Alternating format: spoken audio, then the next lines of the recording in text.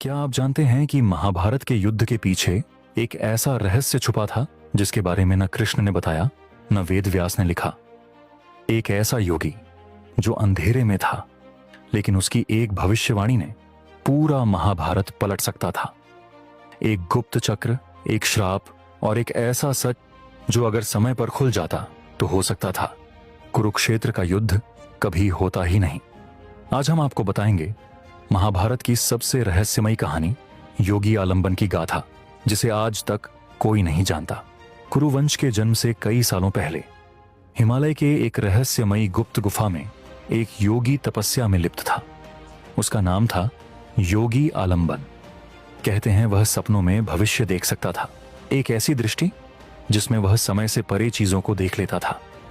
योगी आलंबन ने एक दिन एक ऐसी दृष्टि देखी जिसमें एक श्वेत वस्त्रधारी देव पुरुष कृष्ण एक रथ पर खड़ा था। सामने दो सेनाएं युद्ध के लिए तैयार थीं।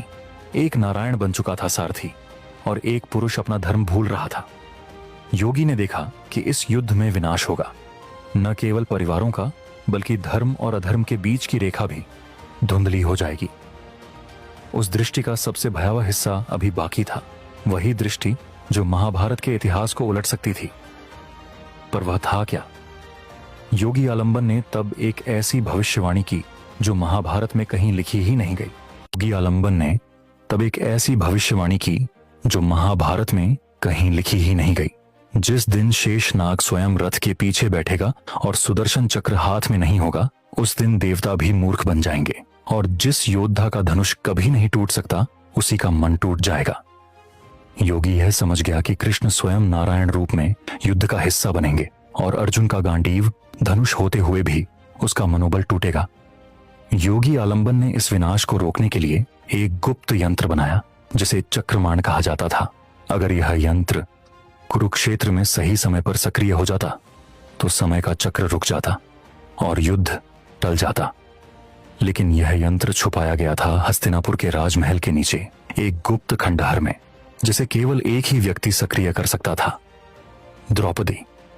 लेकिन द्रौपदी को इस यंत्र के बारे में कभी बताया ही नहीं गया। क्यों?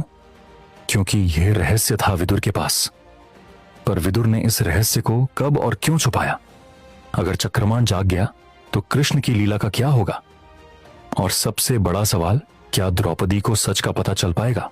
क्या वो चक्रमान तक पहुंच पाएगी या यह राज हमेशा के लिए अंधेरे में छुपा रह जाएगा? अगला भाग देखने के लिए चैनल को सब्सक्राइब करें और नीचे कमेंट में लिखें पार्ट 2।